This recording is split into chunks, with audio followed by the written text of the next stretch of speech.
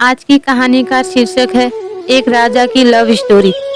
सालों पहले राजा नाथ का शासन शिवानगर पर हुआ करता था। राजा की 3 रानियां थीं।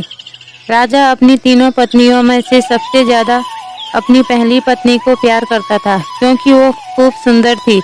उसकी सुंदरता के कारण राजा दूसरी और तीसरी पत्नी पर ध्यान नहीं दे पाता था। वह अपनी दूसरी पत्नी को दोस्त मानता था और तीसरी पत्नी पर बिल्कुल गौर नहीं करता था। इधर राजा की तीसरी पत्नी उससे बेहद प्रेम करती थी, लेकिन राजा को तीसरी रानी का प्यार कभी दिखाई नहीं दिया। वो हरदम अपनी पहली पत्नी के साथ ही व्यस्त रहता था। ऐसा होते होते कई साल बीत गए।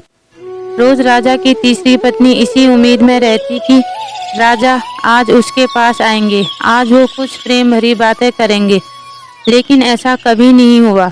एक दिन राजा नाथ अचानक से गंभीर बीमार हो गए।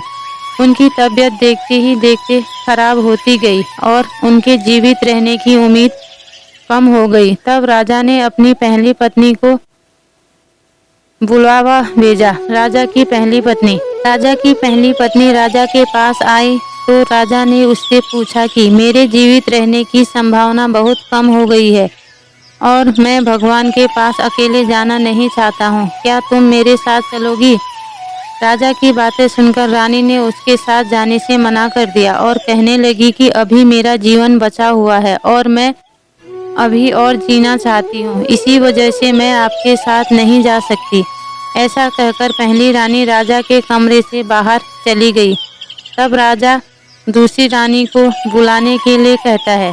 दूसरी रानी को जब पता चलता है कि राजा अपने अंतिम क्षण में है और वो अपने साथ अपनी पत्नी को लेकर जाना चाहते हैं, तो वो राजा के पास जाने से ही मना कर देती है। अपनी दोनों प्रिय रानी से निराश होकर राजा ने सोचा कि मैंने कभी अपनी तीसरी पत्नी को समय नहीं दिया और ना ही उस पर प्यार जताया, अब मैं उसे कैसे बुला सकता हूँ। राजा ऐसा सोच ही रहे थे कि तभी तीसरी रानी बिना बुलाए राजा के पास पहुँच गई।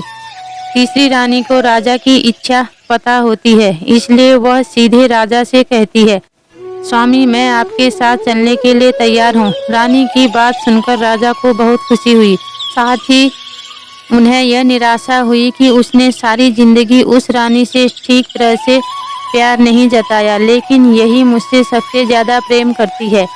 उसी वक्त राजगुरु एक जाने माने वैद्य को लेकर आते हैं, जो राजा की तबीयत को ठीक कर देता है। राजा ठीक होते ही अपनी तीसरी रानी से प्रेम करने लगा। हमेशा अपने करीब राजा ने अपनी तीसरी रानी को ही रखा और दोनों खुशी खुशी राजमहल में जीवन जीने लगे।